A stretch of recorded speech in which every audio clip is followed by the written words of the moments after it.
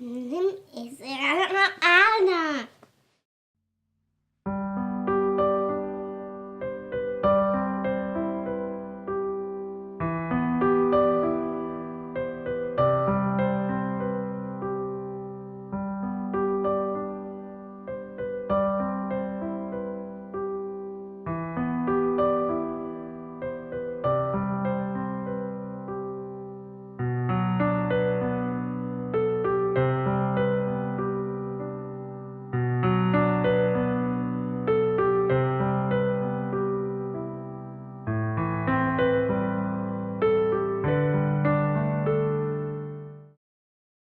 My name is Deidre Dory Fuller. I was 42 when Eliana was born. On February 22nd, she will be 8 years old. She enjoys dance. She loves to read books and play games.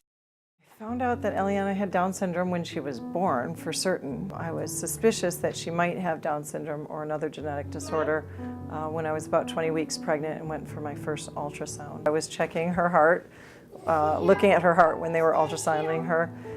There was a bright flash on the ultrasound around her heart. I had never seen with any of our previous 5 children. It kind of gave me cause for concern because that can be a marker for some genetic disorders to see that flash. They wanted to take me to the room, which sounded very scary, seeing as my husband was not with me and I had never been asked to be taken to the room before. I didn't know what the room was, but I knew I didn't want to go there without my husband. So I asked if I could call and reschedule to go to the room when my husband was available. And they pretty much told me no, that I had to go to the room.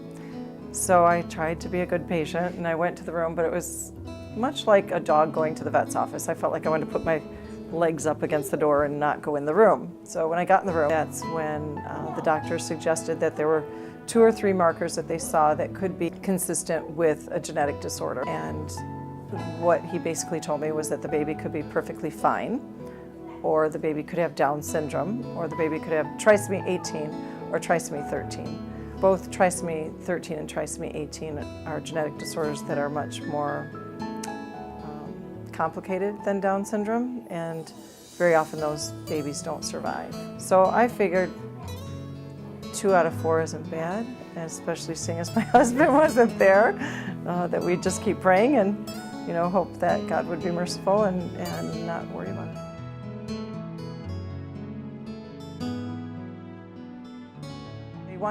Why they wanted me to go to the room that day was because I was 20 weeks under the law.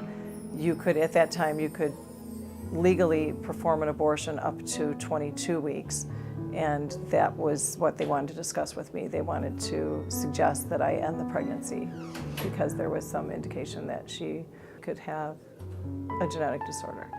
At which point I stopped feeling sorry for myself and started feeling very sorry for the man who had to deliver this information to me, and that he had to actually suggest to people to kill their children. It's not anything that I would want to have to suggest to somebody. I did cry after I left the room. I'm not sure if I was crying for me or crying for him, but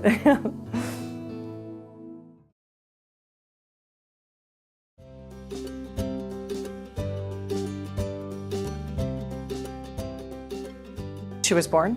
I was thrilled to death. We were happy we made it through the delivery and that she looked healthy, because I knew if she had trisomy 21, then she didn't have 18 and she didn't have 13.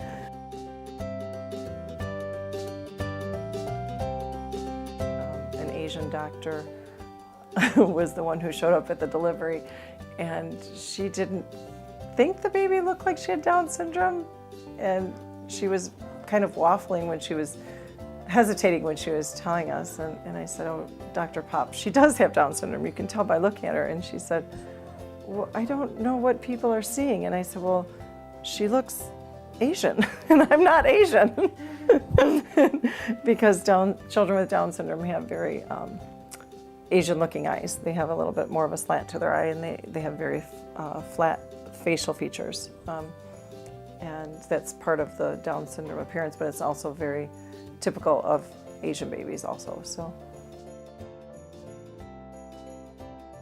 we first just introduced her to our children, to our family. and let them get to know her. And then we said that there were things that were a little bit different about her that we were looking into, and then we waited for the information to come back, confirming that she did have Down syndrome. At which point then we let everybody know, and then we tried to explain it as best we could.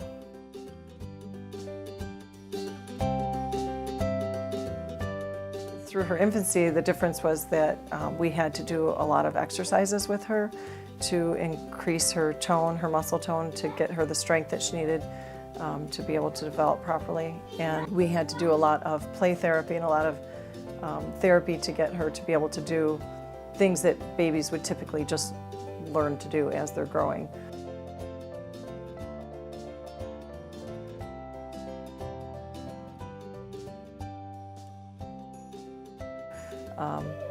But the blessing in it is that we did have other kids, so they were able to help us, and she wanted to do what they are doing. So she had a big drive to try and compete with them and keep up with them. I think the biggest sacrifice would be we had to change the way we thought as a family and the way we did things as a family in order to get her needs met.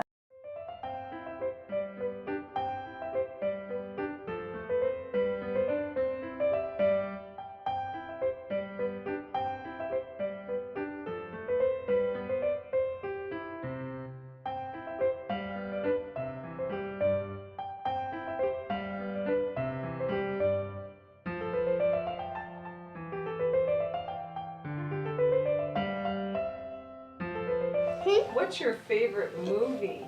Annie. Annie? No. The way. Madagascar. Madagascar? Yeah. Yes. Communication. Children with Down syndrome don't generally speak until they're about 2. And so we taught her sign language in order to bridge that gap. We knew she had language when she was 8 months old because she actually signed back something appropriately. Here we live near an airport, and so we've been teaching her airplane. Every time we saw an airplane, we'd point to it and show her the sign for airplane. And so she would copy us when she'd see the airplane and do it. But there was a day when I was feeding her and I was kind of burping her on my shoulder, and she was looking out the window, and the boys were in the front yard playing with styrofoam airplanes, which obviously don't make any noise. And she looked at me and she signed airplane. And because I didn't hear an airplane, I thought, what the heck? I said, no, there's no airplane, silly baby. And she grabbed my face and put it out the window, and she signed airplane again at me. And when I saw that, then I realized she could be taught and that she had language, which was huge. Eliana has taught me to smile no matter what comes our way. Seeing her happy all the time makes us happy too.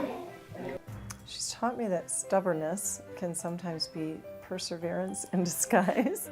What pure love is, because from the minute she was born, she's just been loving and has brought up wells of love from inside of me for her. And I think she does that for everybody. Oh, she has taught me that there is love, lots of love in the little girl, and that disability doesn't mean a thing. Taught me to slow down. She's taught me how to take care of babies because she's always needing taken care of. She's taught me a lot more patience is needed on my part. She's taught me how to love people. As soon as she was born, from the moment I looked at her, I just knew that I would be able to do it. And every day I just am so glad that we did. I just love her more, and I'm so happy that she's in our lives.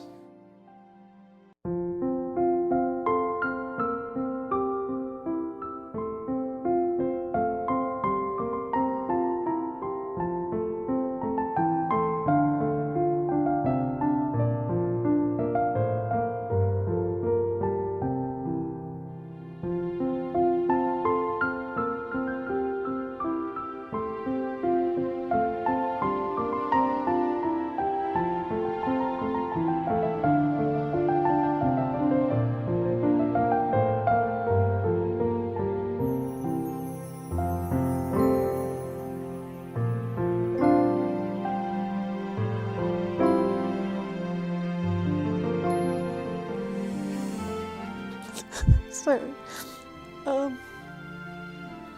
So I think Eliana,